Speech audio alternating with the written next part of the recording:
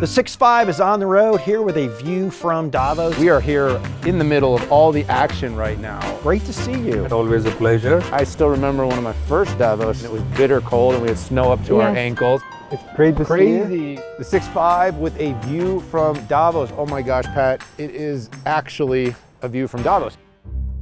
Can you believe it? It's Thursday. I mean, don't tell everybody that we're like gonna go back to our rooms, we're gonna pack our stuff, we're gonna sprint to our car, we're gonna get to the airport as quick as we can, because as much as this is an awesome show, you know my favorite thing about every event we go to every year? What's that? Going home. You know, Daniel, you did talk about going outside, having a view from Davos. This is an outside event right now. It's impossible to get hotel rooms here on the promenade. So we basically live, I don't know, a mile away, half mile away, but we do get our steps in. My max day was 9 miles. Yeah, I did 24,000 one day. So we did a lot of steps up and down the promenade between events, speaking engagements, media appearances, interviews, meetings with customers. But talk about density. I mean, look, there's something very special about this place that brings so many of the world's leaders, business leaders, media, they all come here.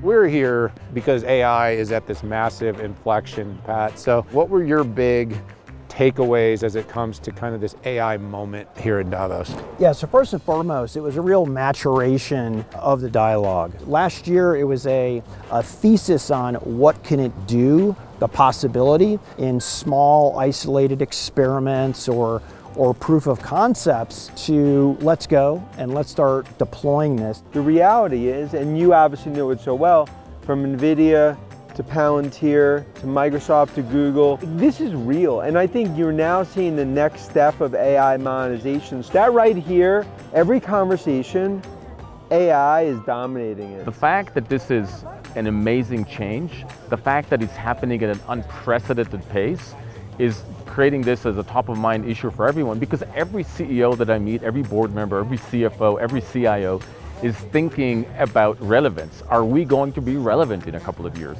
And in order to remain relevant, they have to transform. They're transforming, they know that they're introducing new challenges. That's where we come in, and our mission from now on is the secure AI transformation. Such an exciting time, and when I talk to customers, I love being at these events, because talking to customers, hearing what they're doing, it's incredibly energizing. The world is changing dramatically and fast. I think if we stay on top, there's so much opportunity. We have now more than 70 use cases deployed with AI. We see the benefits in simplicity, productivity, and obviously the ROI. So you have to embrace it, right?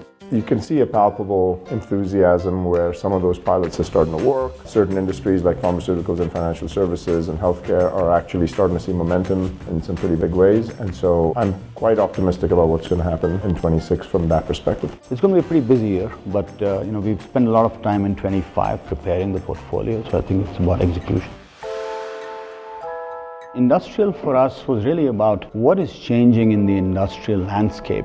This space is far faster than anything you can imagine. However, what it does is you have to be able to implement it at the edge to get feedback as to whether you're making progress or not. I tell our teams, including our software teams, that I don't accept 2-year roadmaps. I said my ability to see what's going to happen 2 years from now, 0. It's fine to have a North Star, but you need to show proof every point of the way. The concept of fail fast and improve is incredibly valuable here, because as long as you keep going and keep evolving, you're eventually going to be successful.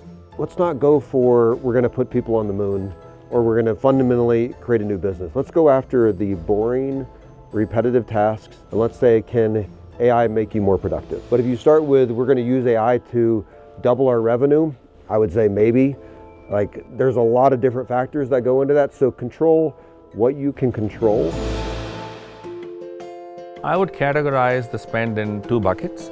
The existing spend, you should expect that to come down because you don't really need to spend so much to maintain your systems and keep them running, right? But there is newer spend areas that are opening up, which is about how do you deploy AI for the benefit of the business, right? And that's where we are seeing a lot of conversations and interest.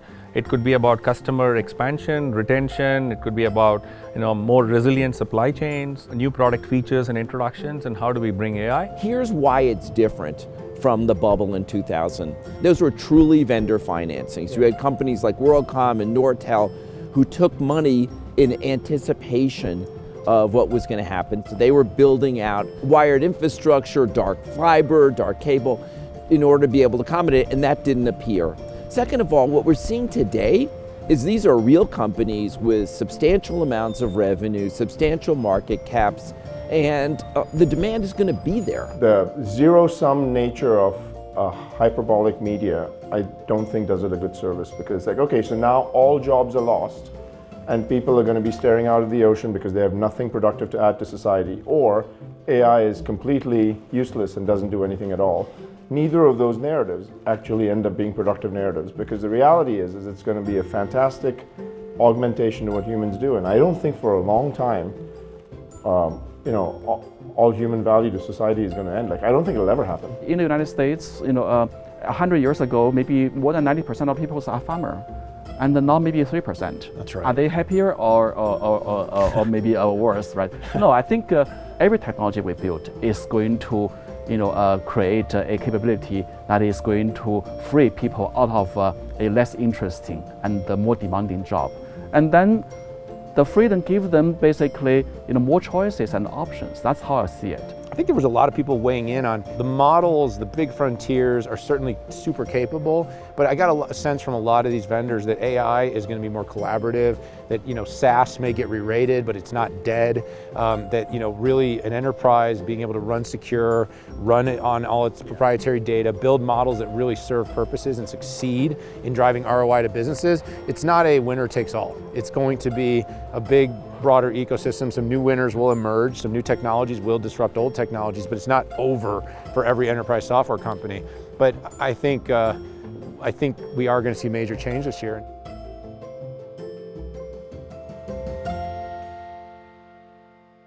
So I'll end it here, Pat. Actually, I want to add one more. No.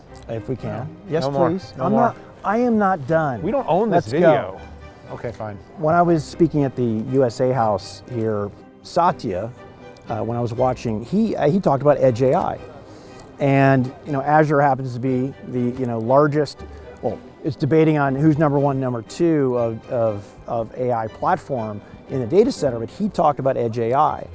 So I saw that to start permeating, and I'm not talking just smartphones, but I'm also talking about industrial IoT, robotics. Yeah, and again, a maturation of the conversation. We all knew it was there and it was going to be, but it just becomes more relevant out there. Yeah, no, that's a good one. So you're allowed to close now. It's not good enough to add, though, so cut that out. You're going to add one more of yours? No, I don't need more. Okay, I'm well, done. let's go. I'm done. Let's go. Well, listen, it's been a great year. Will you do it again? Yes. Okay, he said he's going to Are come you? back. I'm out next year. This is my last Davos ever. Maybe I'll come back. You're going to have to wait. You're going to have to stick with us. You're going to have to see. If I put it on my X profile that I'm coming back, that's when you'll know. But for this year, for Davos, for 2026, 6.5, we are outie. See you all later.